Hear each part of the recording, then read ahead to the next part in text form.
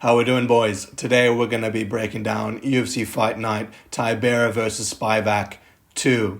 We're going to be going over all the main card, the strengths, the weaknesses of each fighter, and finally going to give my pick in who's going to win the fight. So for the first fight, we have the ferocious Charalampos Grigoriou versus Toshiomi, the silent finisher, Kazama. As you can see on screen, both fighters are coming off a loss. Charalampos, he competed in the Dana White Contender Series where he won against Cameron Smotherman. Charalampos is a powerful striker.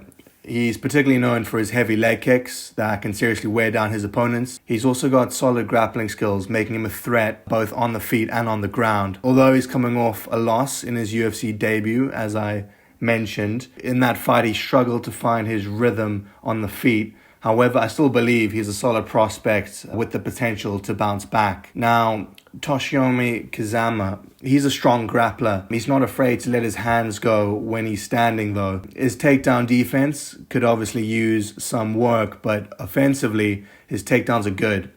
And he's capable of scrambling and obviously securing submissions. However, Kazama has suffered back-to-back first-round TKO losses. This raises concerns about his ability to withstand pressure and deliver in high-stakes fights. For this fight, I'm leaning towards Grigoriou to win the fight.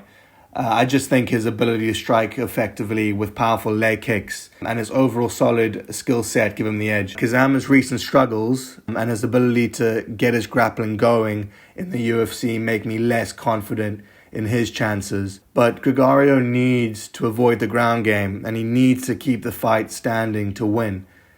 If Kazama can drag him into a grappling match, he could quite easily secure a submission there. It all comes down to who executes their game plan better. However, I'm picking Grigoriou because he's more well-rounded, and I'm pretty confident in this pick. I think Grigoriou is being set up for success here, and he should be able to capitalize on Kazama's weaknesses. The next fight on the card is Foxy Yana Santos versus Chelsea Chandler. Now, Chandler comes from Stockton, California, the birthplace of Nick and Nate Diaz. Santos is a high-volume striker. She's technically skilled and she lands about 4 significant strikes per minute. However, she doesn't have a lot of knockout power. She definitely mixes up her attacks well. Her wrestling is decent, but her low accuracy and takedown defense are concerns. Plus, she's on a 3-fight losing streak, which makes me question her current form. Chelsea Chandler, on the other hand, is a big, strong fighter who relies heavily on her physicality to control her opponents. She's not really technically skilled, but she's relentless, and she uses her strength to overpower her opponents.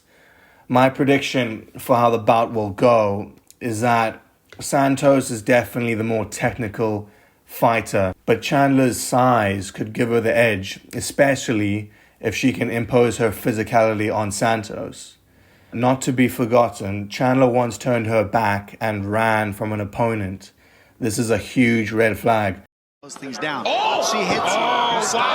Rocked her. But she won her last fight by taking her opponent down. Santos is a strong grappler with good wrestling. If Chandler can't impose her grappling, it's very, very difficult to see her winning. Considering Santos's recent struggles and Chandler's physical advantage, I'm picking Chandler, but I'm not too confident in this one. Next up, we have Chris El Guapo Gutierrez versus Quang Bang Lee. Now, Gutierrez is renowned for his exceptional kicking ability, particularly his leg kicks, which have been fight-changing weapons in his career. His ability to chop down his opponent's lead legs can slow them down significantly, and this obviously limits their movement and their effectiveness. Beyond his kicks, Gutierrez has a well-rounded striking arsenal. He's able to mix in punches effectively, and even though his speciality is leg kicks, his kicks aren't just limited to leg strikes. He targets the body and head as well. Gutierrez is adept at controlling the pace of the fight. He's very good at using his movement and his kicks to dictate where the fight takes place. This then allows him to frustrate his opponents and disable them from establishing their game plan. With a pretty solid track record in the UFC, Gutierrez has faced a range of competition. This gives him the experience to adapt to different styles. However, although Gutierrez has solid takedown defense, he's shown vulnerabilities when forced into grappling exchanges, especially against high-level wrestlers. Also, fighters who can close a distance quickly and apply relentless pressure have had success against Gutierrez. He needs space to effectively utilize his kicking game, so opponents who can smother him often neutralize his offense. There's not much to be known about Quang Lee. Lee's background and style are much less documented than Gutierrez, and this can pose a challenge for Gutierrez in preparing for the fight. If Lee has a well-rounded skill set, he could surprise Gutierrez with unexpected techniques and strategies. If Lee has a strong grappling background, he could exploit Gutierrez's known weakness in this area. Grapplers who can take Gutierrez down and control him on the mat have had success in the past. But as I said, there's just a lack of detailed fight footage or information on Lee. Also, if he hasn't faced high-caliber competition before, this step up in competition against Gutierrez could be overwhelming. And if he's never faced someone with Gutierrez's kicking ability, let's just say it could be a very, very long night for him. My prediction, I'm going with Gutierrez on this one. Next up, we have Danny left hand to guard Barlow versus Nikolay Veretennikov. Barlow's known for his fast hands and precise striking, particularly his left hand, which he uses effectively as a sniper to catch his opponents off guard. He has this ability to quickly close the distance and land these significant strikes. It's this hallmark of his fighting style. Barlow also doesn't wait for his opponents to dictate the fight. He takes the initiative, often overwhelming opponents with a barrage of strikes. His aggression makes him dangerous early in the fight, where he's most likely to score a knockout or significant damage. Barlow's movement is another key asset.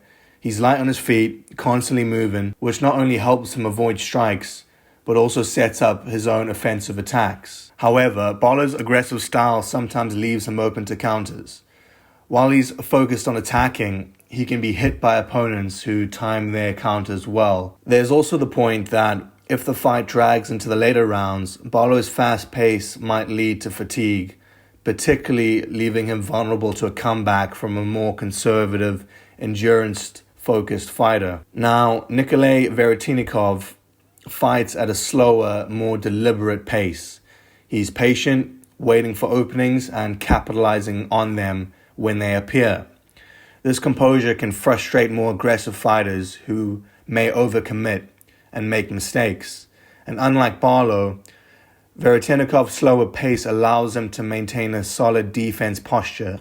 He's not as easy to hit cleanly, which could make it difficult for Barlow to land his powerful strikes. Although Veretennikov might not be flashy, his experience and his ability to stick to a game plan might make him a difficult opponent to rattle.